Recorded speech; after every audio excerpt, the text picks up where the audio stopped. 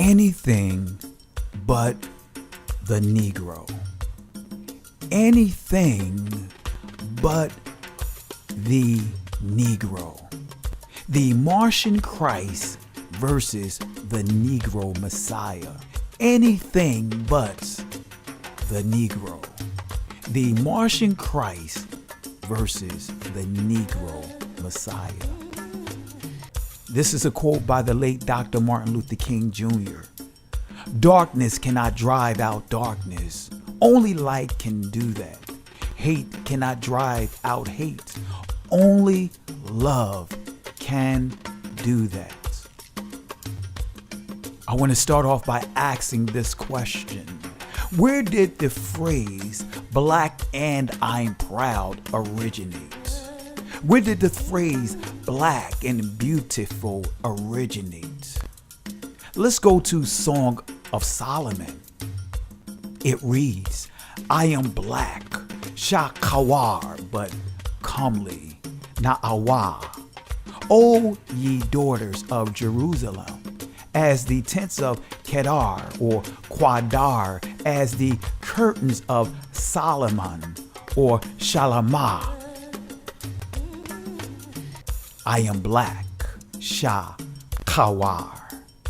Let's go to the Hebrew definition of the word black, shakawar. It means to be dim or dark, be black. So black, shakawar, means to be dim or dark. Let's go to the etymology dictionary of this word dim. It tells us it means dark, gloomy, obscure, not clearly seen, indistinct. But it tells us also that this word is not known outside of the Germanic language. This word also means, coming from the 14th century, it tells us that this word means not bright, faintly luminous. Modern slang sense of dull of apprehension, stupid. Let me say that again. So this word dim, in the modern slang sense of dull of apprehension, stupid. I'll say it again. Dim, in the modern slang sense during the 14th century, means dull of apprehension. One more time, dull of apprehension. Not known outside of the Germanic language. Let's also go to the Oxford Dictionary and see the definition of this word dim. It means not shining brightly or clearly. It goes on and tells us that made difficult to see by darkness. So is the word dim a complimentary word? Absolutely not. Because when you see the connotation of the word dim, it ties into the stereotypes of melanated people, that we are not as smart as the Europeans, that we are not as smart as the Caucasians, that we are not as smart as other demographics of people, that our apprehension level is that of a low level, that we're not smart.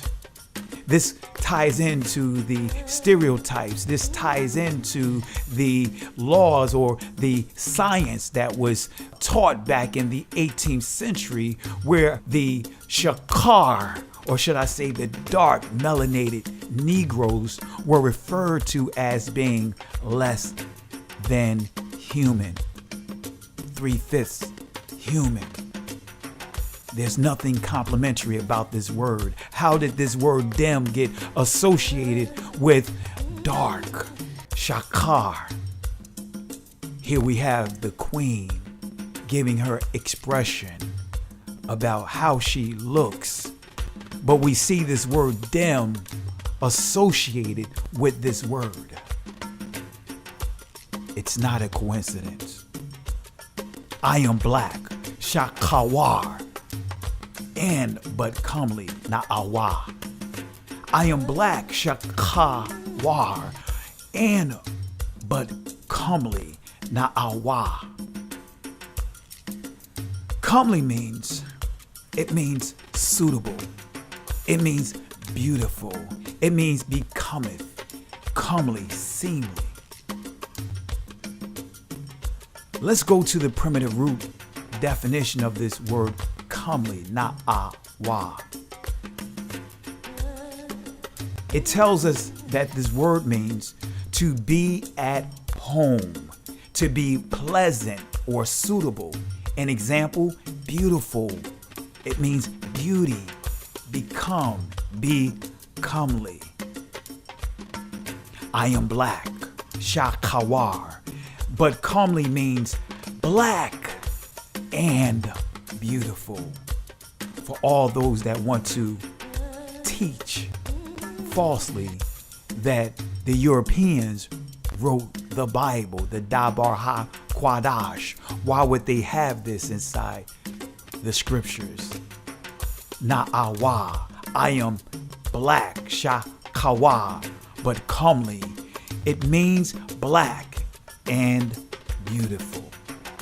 I am black, shakawar, but comely means I am dark and lovely. See, the queen is telling the king Malak, Solomon, Shalama, that her beauty, Na'awa, is befitting, it's complimentary of a king of his stature. Na'awa. Again, the queen is telling her husband, King Solomon or Shalama, that her beauty, Na'awa, is befitting, is complimentary of a king. Song of Solomon, chapter 1, verse 6 says, look, Ra'ah, not upon me because I am black, Shakar Kar, because the sun Shamash hath looked, Shazap, upon me. My mother's children were angry with me. They made me the keeper of the vineyards, but mine own vineyard have I not kept. Look, Ra'ah, not upon me. Let's go to the Hebrew definition of the word look upon, which is Ra'ah. What does it mean? What does it mean? What is this word saying here? It's simply saying here, make to enjoy, have experience, gaze, take heed, joyfully, lo, look on one another.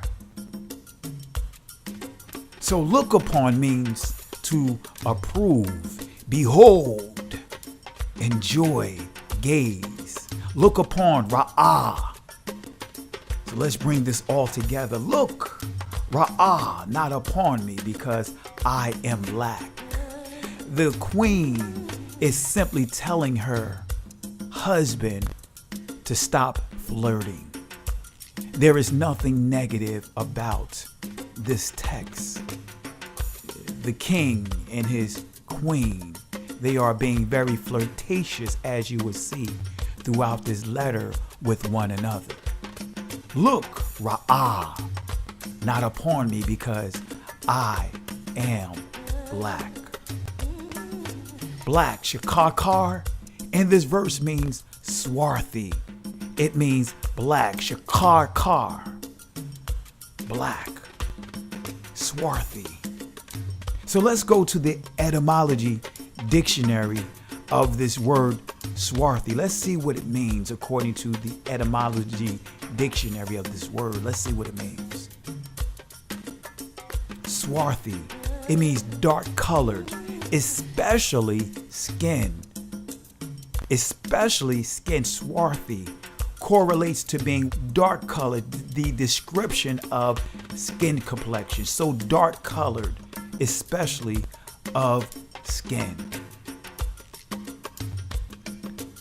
Solomon, as I stated earlier, Shalamah, he was being told to stop staring, Ra'ah. Stop staring, stop flirting, stop glancing, stop. They flirting with each other. So again, Shalamah, Solomon was being told to stop staring, Ra'ah. Though her skin, war, was dark, shakar, in color like their tents. She was very lovely, like the expensive regal curtains that flanked the tents of King Solomon. So what she's saying here is stop staring. I saw this headline, I kind of laughed and I said, oh, this is so ridiculous. Yet another person claiming it's racist to have a white Santa, you know? And by the way, for all you kids watching at home, Santa just is white, but this person is just arguing that maybe we should also have a black Santa. Just because it makes you feel uncomfortable doesn't mean it has to change. You know, I mean, Jesus was a white man too, but you know, it's like he was a historical figure. I mean, that's a verifiable fact, as is Santa. What do theologians say about the color of Jesus' skin? Well, when we look at Jesus as a historical figure, you're talking about somebody from the 1st century who lived in the Middle East. So in all likelihood, he would have had an olive complexion.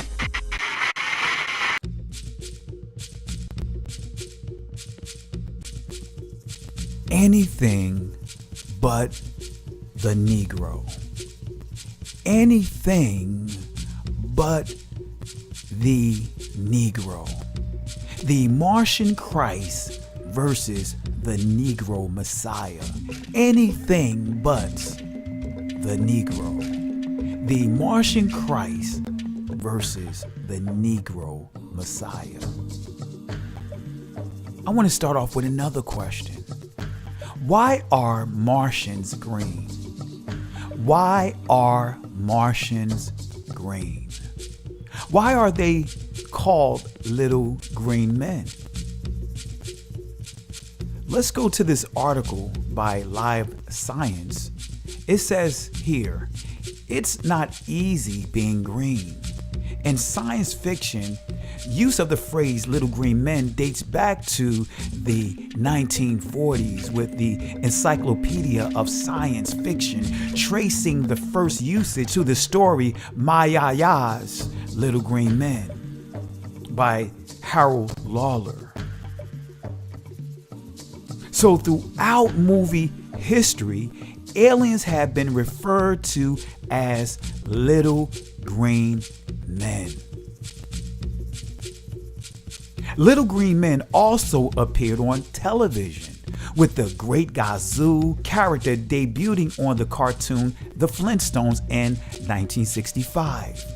The term surfaced in the scripts of science fiction programs like Star Trek and the 1969 episode Tomorrow is Yesterday. And here's an image of the Great Gazoo. Here's some other popular green Martians. The Android. And of course, Toy Story. Is this why many would rather worship a Martian Christ and not a Negro Messiah? Is this why so many would rather worship a Martian Christ and not a Negro Messiah? Anything but the Negro. Jesus probably had olive skin. Jesus probably had olive skin. This is coming from ABC News. Jesus probably had olive skin. Jesus is often depicted with ivory skin. But like most Jewish people of his time, he probably had darker skin, a theologian explained in a column for The Atlantic in 2013. What did Jesus look like? What did Jesus look like? This is coming from another Christian website. What did Jesus look like? It says here, people have a funny idea of what Jesus looked like. Jesus of Nazareth was not white-skinned. Jesus was not European. Jesus was a Jew. Jesus lived in the land of Israel in the Middle East. The Bible tells us that Jesus walked wherever he went, so we can easily imagine that his olive skin would have been darkened by the sun.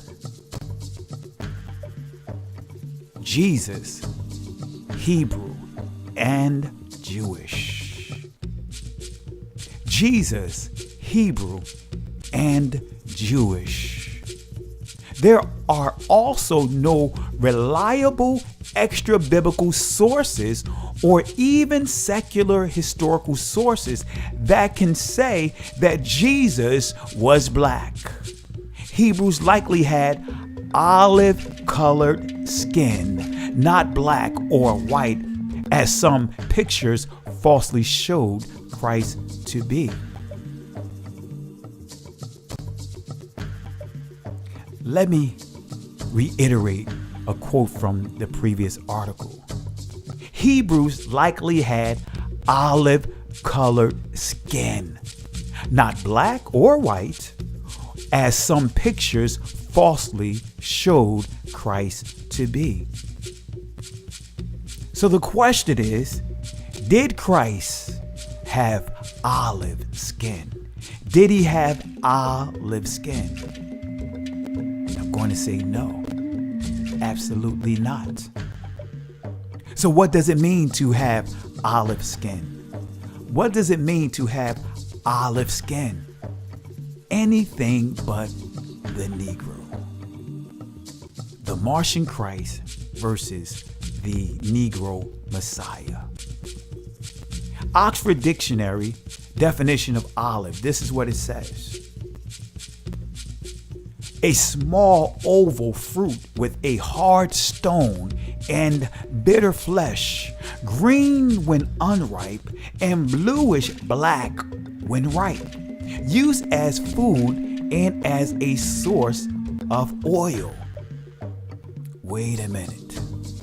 You mean to tell me that when people refer to Christ as having olive skin, are they referring to the bluish black, the ripe skin?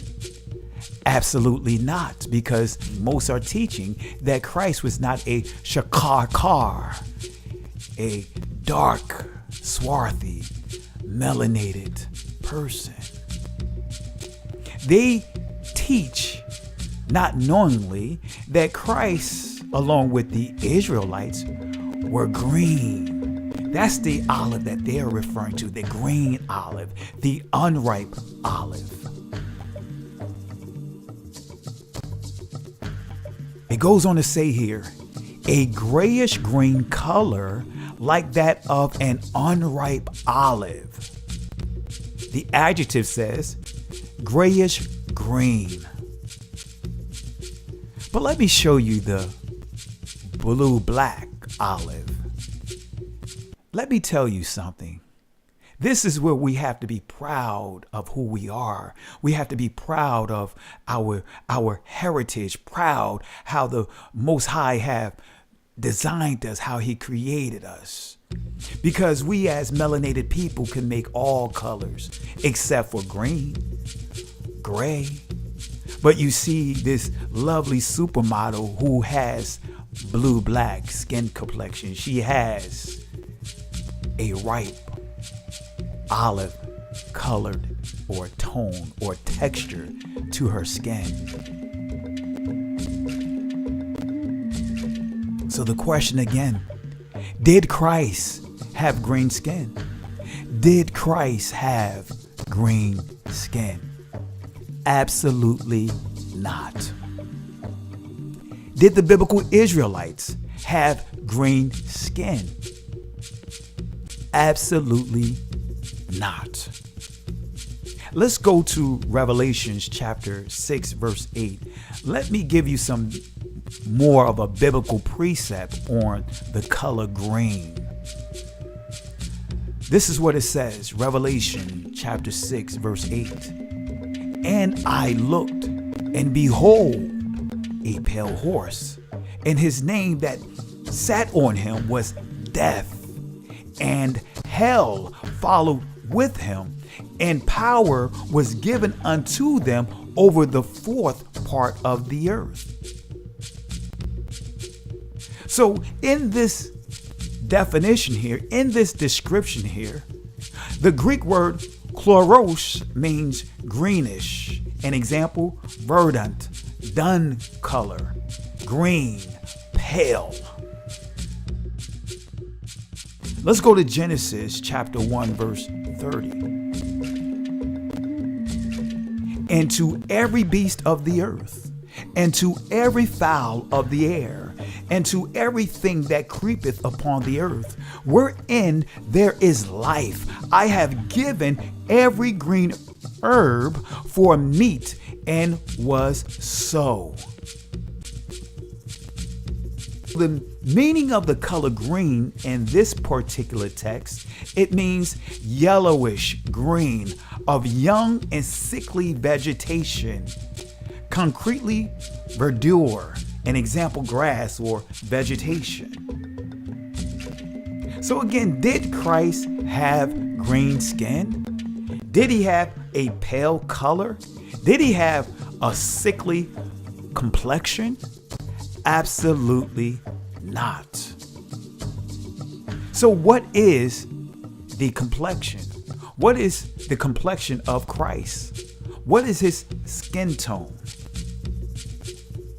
Let's go to Revelations chapter 1, verse 14. And it reads, his head and his hairs were white like wool, as white as snow, and his eyes were as a flame of fire. Verse 15, and his feet like unto fine brass, as if they burned in a furnace, and his voice as the sound of many waters.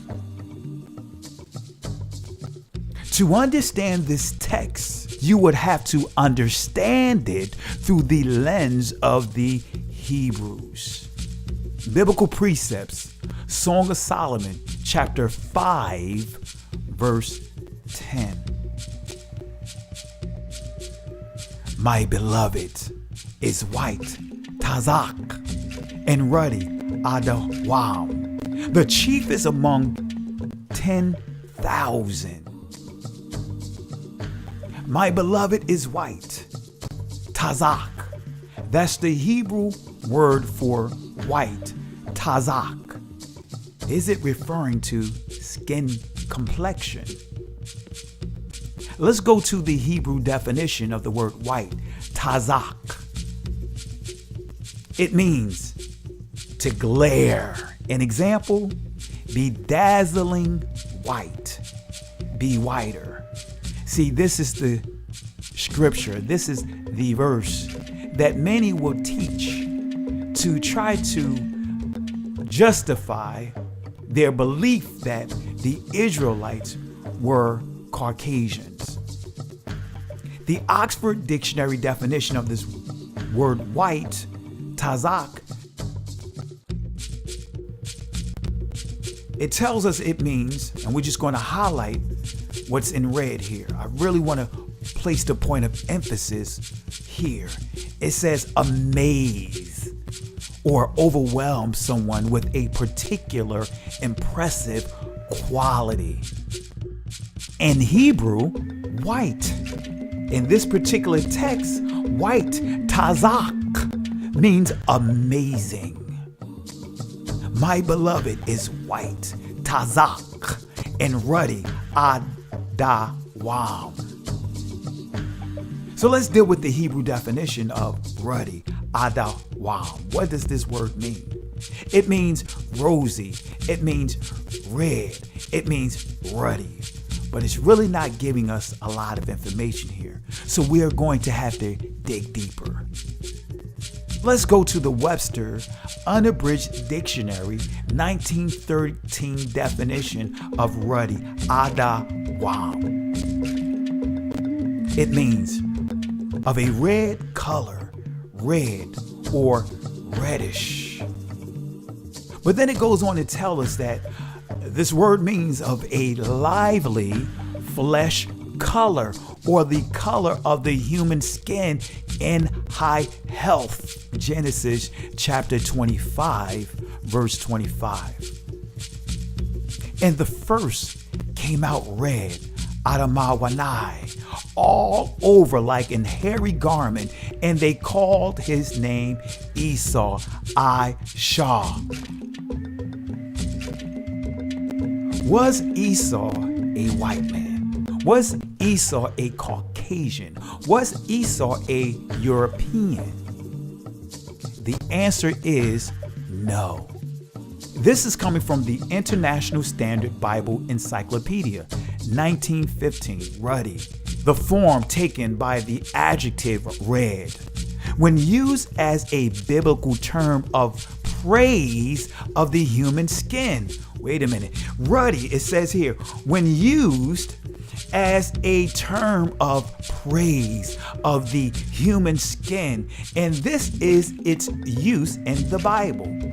The Hebrew and Greek word are all usual words for red or to be red. But this part of the definition, I want you to really pay attention to. It says, the dark-skinned Hebrews found great beauty in a clear complexion. Let me read that again. The dark-skinned Hebrews found great beauty in a clear complexion. Let me say it again a third time. The dark-skinned Hebrews found great beauty in a clear complexion. One more time. I'm getting excited when I'm just reading this. The dark-skinned Hebrews found great beauty in a clear complexion. The dark-skinned Hebrews found great beauty in a clear complexion. Do I have to say it again? To be clear about what this is saying, it says the dark-skinned Hebrews, Shakarkar or Shakawar, the swarthy, dark Hebrews, found great beauty in a clear complexion. The etymology dictionary of Rosie. Rosie. Healthy complexions. In 1775, the sense of cheerful, promising. Let's put this all together here. White, tazak, and ruddy, adawam, simply means amazing, beautiful skin. It is a compliment. His head is as the most fine gold. His locks, kwawatazawaf, are bushy, thal, yam, and black, shakar, as a raven. So his locks are bushy. The Hebrew definition of bushy, thal, yam. Reduplication. Through the idea of vibration, a trailing bow, bushy. See, the primitive root definition of this word means a mound. It means to pile up, lal. So his locks, kwawatazawaf, are like a mound, a pile of hair. This is an illustration.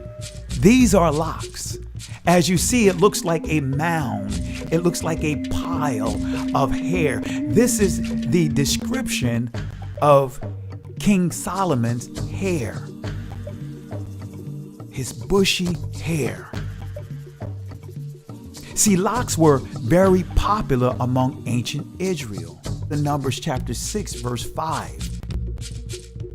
all the days of the vow of his separation, there shall no razor come upon his head unto the days be fulfilled, in the which he separateth himself unto the Lord. He shall be holy, and shall let the locks of the hair of his head grow.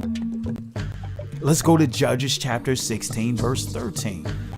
This is dealing with Samson. It says, and Delilah said unto Samson, hitherto thou hast mocked me and told me lies. Tell me wherewith thou mightest be bound.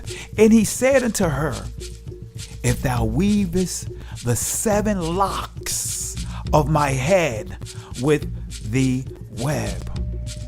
Let's go to Ezekiel chapter 8, verse 3. And he put forth the form of an hand, and took me by a lock of mine head, and the Spirit lifted me up between the earth and the heaven, and brought me in the visions of God to Jerusalem.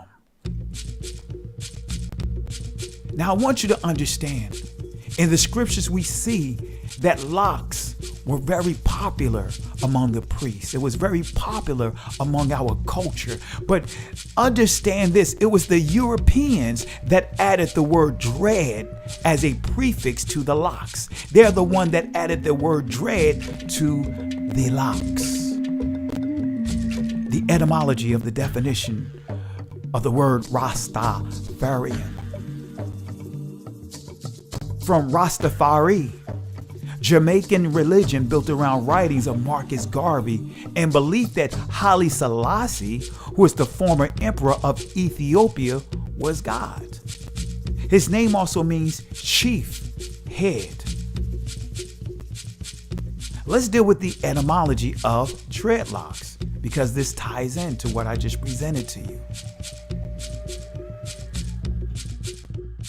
It consists of 2 words, dread plus locks. The style supposedly based on the East African warriors, so-called, from the dread they presumably aroused in beholders. And those beholders are the Europeans. Now I gotta ask this question, because this whole presentation I put together a couple of years ago based upon a conversation I had with a colleague, because he wanted me to prove to him that Christ is a dark melanated man. So all of this information that I have presented thus far ties right in with that discussion.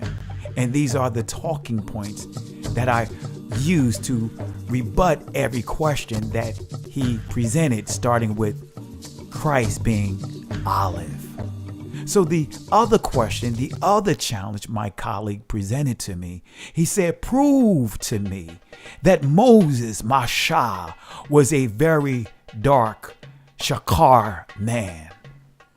So he wanted me to prove that the Israelites were melanated, proving that Christ is melanated. See, you guys know about Moses or Masha, what it tells us about the discord, the disagreement among his siblings because he married an Ethiopian woman. But unfortunately, because of how this text has been improperly taught, many will teach that the reason why that there was such a fuss is because Moses was a Caucasian and the wife he married was a Shakar or Shakarkar or Quadar woman. But I want to give you proof here that Moses was and is a dark melanated man. All of them were. The issue was not about her skin complexion. The issue was about the culture, her belief system that may contradict or clash with our belief system. Exodus chapter 2, verse 9 through 10. It reads, and this is important, I'm going to tie all of this in together. And Pharaoh's daughter said unto her, take this child away and nurse it for me, and I will give thee thy wages. And the woman took the child and nursed it. Verse 10, and the child grew, and she brought him unto Pharaoh's daughter, and he became her son. And she called his name Moses, Masha.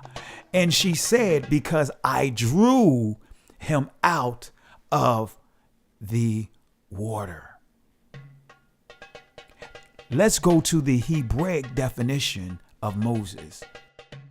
Moses, Masha, the primitive root word, it means to pull out. In other words, draw out, pull out of the water. We see how his name was changed in terms of the meaning of the name was changed to mean to pull out, to draw out of the water. We see Moses was given a name that was an Egyptian name, but we see here again Pharaoh's daughter changing the meaning of the name and gave it to Moses to pull out, to draw out. Let's go to Near East studies of the name Moses. Let me give you another key piece of information. Near East Studies, Volume 12, October 1953. The abbreviation Mose also occurs independently in Egypt. It should be noted that the second consonant in the Hebrew name is a sheen, Moshe, and that the Egyptian verb Masha is also found in the Old Testament in the name Ramses, where, however, the Egyptian verbal form in the original name is a perfect participle, Ra-ma-sha. This is where we get the pronunciation Masha as the actual ancient Hebrew pronunciation of Moses' name. Moses, Masha, the father of the 18th dynasty. Moses, the first king of ancient Egypt, and he reigned between 1539 to 14 BCE, and founder of the 18th dynasty, who completed the expulsion of the Hyksos, or Hyksos, however you want to pronounce it, invaded Palestine and re-exerted Egypt's hegemony over northern Nubian to the south. Hidden facts about the 18th dynasty. This is the response. This is what I showed my colleague. These images here that completely floored him. The ancient Egyptians wore wigs with locks.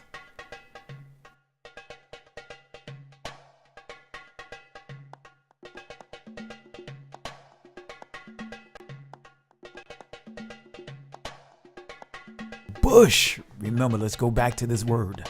Bush, thal yam, a trailing bow.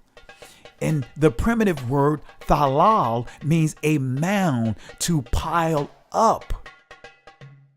This is the writing that was on the center image, a photograph of an Egyptian wig for a lady in the style of the 18th dynasty, BC 1400, and also a wig box made of kash or writing reeds discovered in a tomb at Thebes.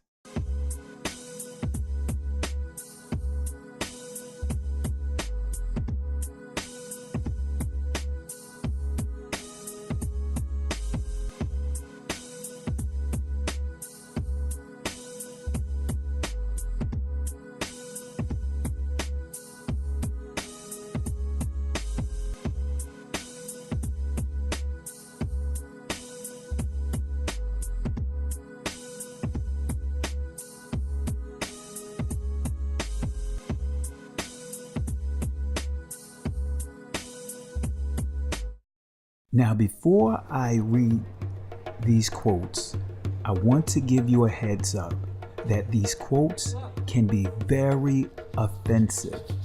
But I'm using these quotes as a reference point to show you that the Egyptians were and is dark melanated people.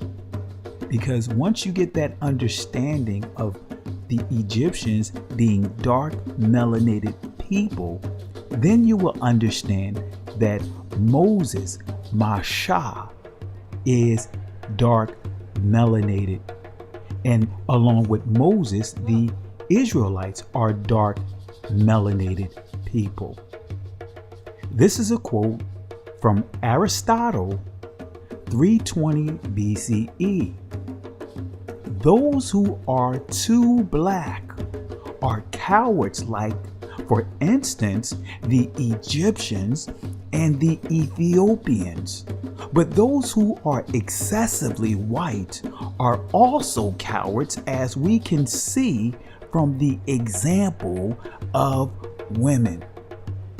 This is coming from Apollodorus, 70 BCE, affirms that Aegyptos conquered the country of the black-footed ones and called it Egypt after himself. Herodotus, 450 BCE, several Egyptians told me that, in their opinion, the Caucasians were descendants from soldiers of Sesostris. I had conjectured as much myself from 2 pointers. Firstly, because they have black skins and kinky hairs. Tacitus, The Histories, volumes 1 and 2. And Judah discharged itself upon the neighboring districts, while there are many who think that. And Judah discharged itself upon the neighboring districts, while there are many who think the Jews and Ethiopian stock, driven to migrate by their fear and dislike of King Cepheus, the Jews look just like the Ethiopians, dark melanated people. If Moses was white, think about this. If Moses was white, how was he mistaken for an Egyptian? If Moses was white, why was it a sign for his hand to turn white? Let's go to Exodus chapter 4, verse 6. And the Lord said furthermore unto him, Put now thine hand into thy bosom. And he put his hand into his bosom, and when he took it out, behold, his hand, Yad, was leprous, Tazara'ai, as snow, Shalag. Behold, his hand, Yad, was leprous. The Hebrew definition of leprous, Tazara'ai, it means to be stricken with leprosy. So leprosy, Tazara'ai, means to be diseased of the skin. His hand, Yad, was leprous, Tazara'ai, as snow. So let's go to the Hebrew definition of the word snow. The Hebrew definition of the word snow, shalag, to be white, to be snow white, be as snow. Yah gave Moses the ability as a sign to turn his healthy hand into a diseased hand that caused it to become albino. Why would biblical albinism, Tazara'ai, be a sign of given to Israel? I want to reiterate this point. I read this earlier, but I really want this to sink in. Make a note of this. Ruddy is the form taken by the adjective red when used as a term of praise of the human skin. And this is its use in the Bible. The dark-skinned Hebrews found great beauty in a clear complexion. Let me read that again. The dark-skinned Hebrews found great beauty in a clear complexion. One more time. The dark-skinned Hebrews found great beauty in a clear complexion. Revelations 1:14 says, his head and his hairs were white, tazak, like wool, tazamar, as white, tazak, as snow, shalad, and his eyes were as a flame of fire. The etymology dictionary of the word like. Having the same characteristics or qualities. So again, like means having the same characteristics or qualities. Back to the scripture. It said his head and his hairs were white, tazak, like wool. The Greek definition of the word hair. The Greek word is threeks, which means hair. Threeks is comparable with kame. So the Greek definition of kame means the hair of the head, locks. Remember, Solomon's locks, kwawa tazawa, are like a mound, a pile of hair, thalal. And this is the image, if you remember earlier, that I gave to give you an illustration of how Solomon's hair would appear. Revelation says his head and his hairs were white, tazak, like wool. Let's look at this image again. Now, I want to change this image back to its original. Right now, what you are looking at is an inverted image. Notice wool. What you see is sheep's hair. And you see the texture is exactly like what the Egyptians wore with their wigs, which was made from real human hair, real Negro hair. And you see that this is the same image that is used for King Solomon.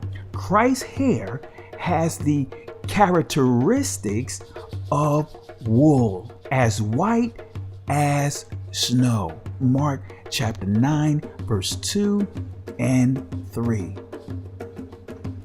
And after 6 days, taken with him Peter and James and John, and leadeth them up into a high mountain, apart by themselves, and he was transfigured before them.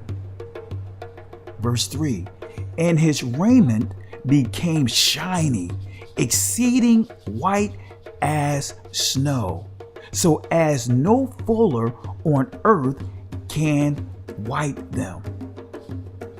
Remember, white and ruddy simply means amazing, beautiful skin. This is what the disciple is describing about Christ being transfigured. So I want you to understand this again. White, tazak, and ruddy, adawam, means amazing, beautiful skin. Tazak, adawam. In the book of Revelations, John, Yawachanan, did not stop at describing how amazing Christ's skin appeared to be.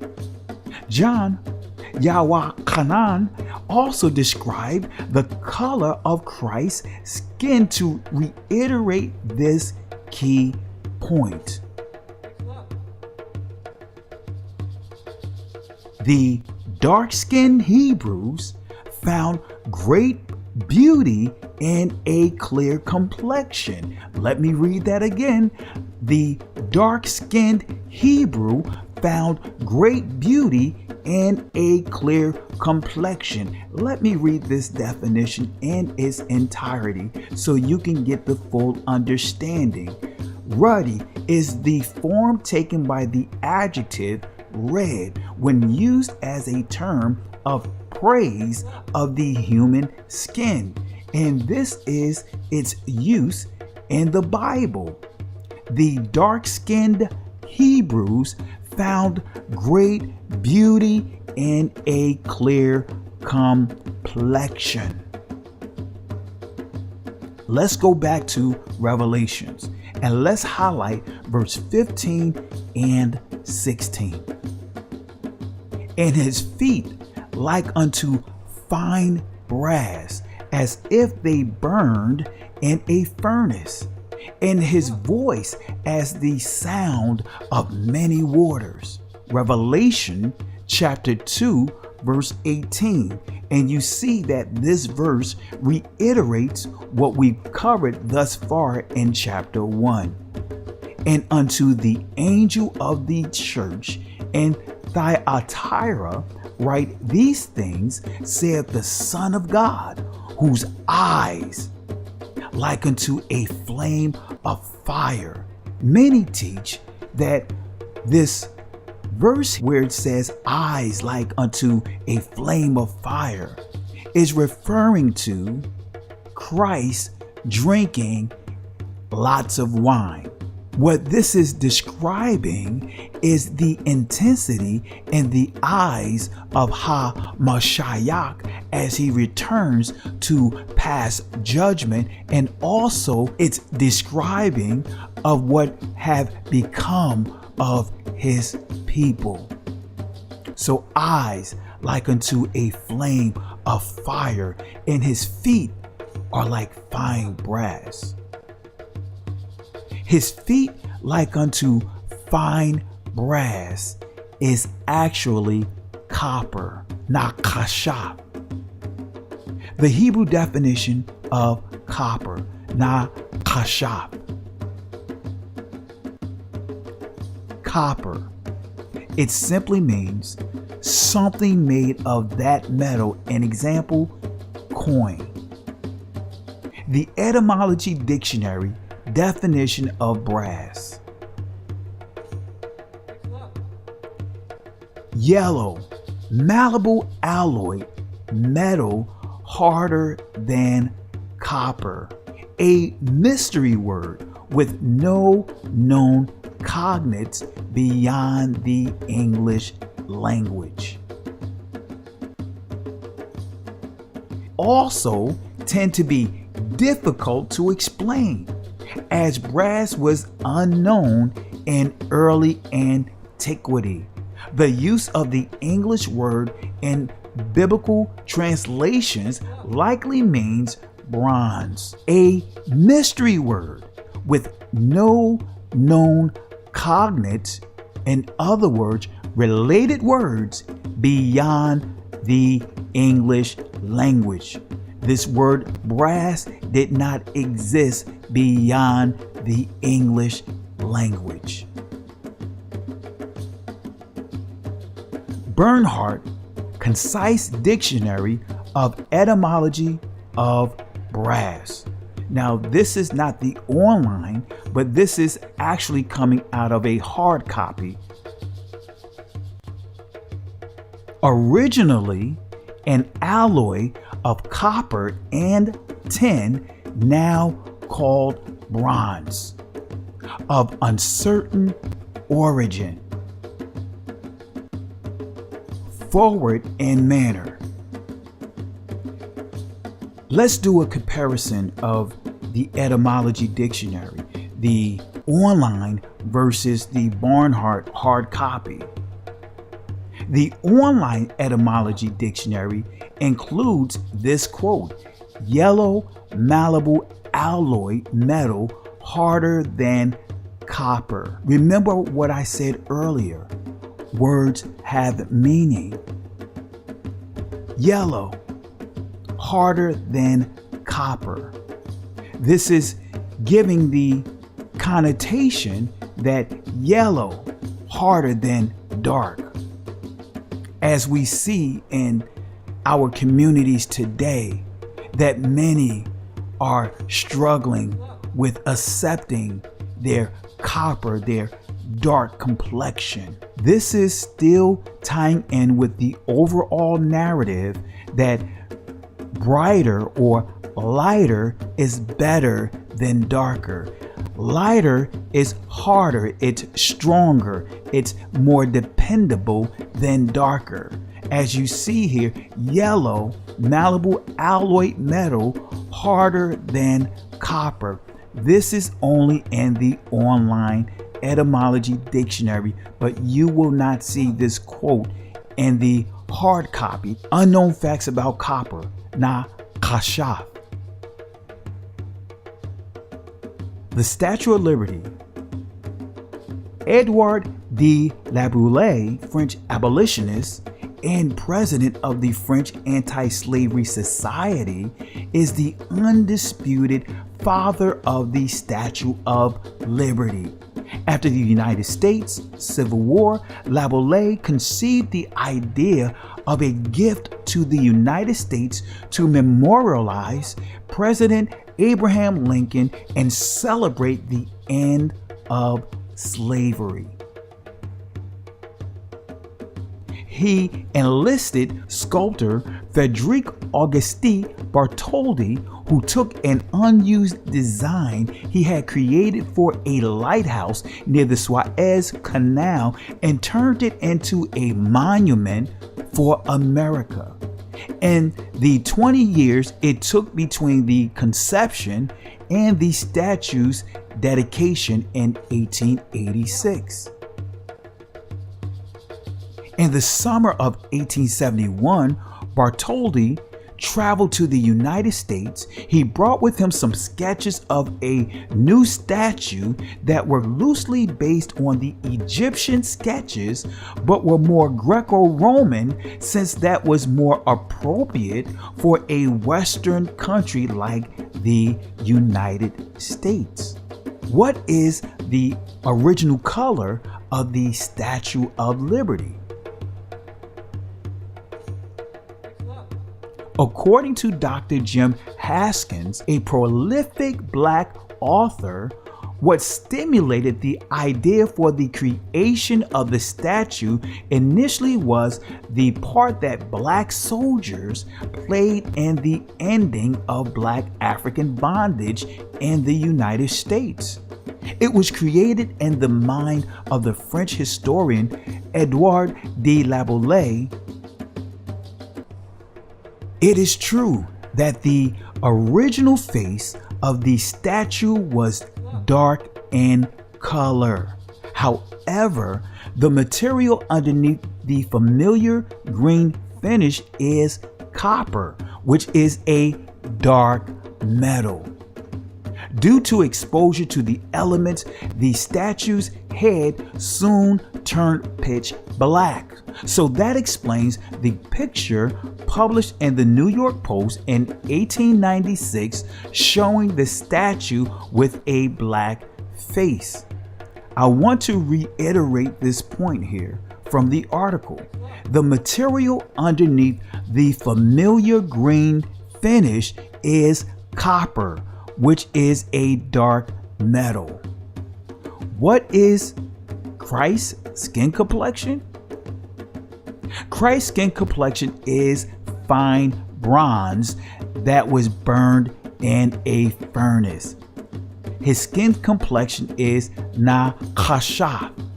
And remember, bronze is a dark metal. Here is a crucifix in a Catholic cathedral in Italy. Notice the bronze skin tone. Remember, copper is a dark metal, nakasha. Was Christ an Arab or have Arab skin?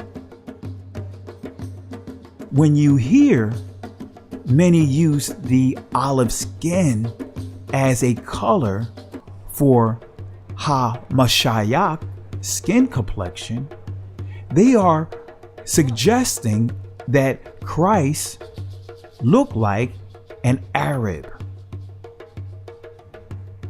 But I want to give you some references to debunk that as well. Outlines of ancient Egyptian history. How often do we see in Eastern monarchies and even in European states a difference of origin between the ruling class to which the royal family belongs and the mass of the people? We need not leave Western Asia and Egypt. We find there Turks ruling over nations to the race of which they do not belong. Although they have adopted their religion in the same way as the Turks of Baghdad, who are Finns, now reign over Semites. Tyrian kings may have led into Egypt and governed a population of mixed origin where the Semitic element was prevalent. If we consider the mixing up of races which took place in Mesopotamia and remote ages, the invasion which the country had suffered, the repeated conflicts of which it was the theater, there is nothing extraordinary that populations coming out of this land should have presented a variety of races and origins. The Journal of Cambrian Archaeological Association. Mr. Baldwin draws a marked distinction between the modern Mohammedan Semitic population of Arabia and their great Kushite, Hamite, or Ethiopian predecessors. The former says are comparatively modern in Arabia. They have appropriated the reputation of the old race and have unduly occupied the chief attention of modern scholars. And what they are saying, simply put, that the Arabs that we see today are not the reflection of the original people in those territories. The former, he says, are comparatively modern in Arabia. They have appropriated, in other words, they took an identity, they took a belief system, they took the heritage, the reputation of the old race. If Christ is white, how was he, Joseph, and Mary able to hide in Egypt.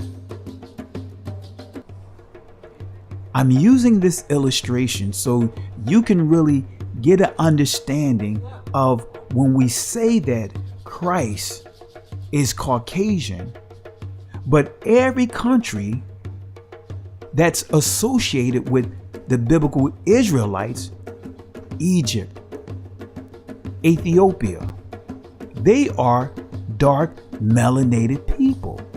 And I prove to you that the Israelites look exactly like them. They were dark just like the Egyptians. They were dark just like the Ethiopians. We covered an in-depth understanding of two key features: Christ's hair and his complexion. However, there is one last feature of Christ we need to address. And his voice as the sound of many waters.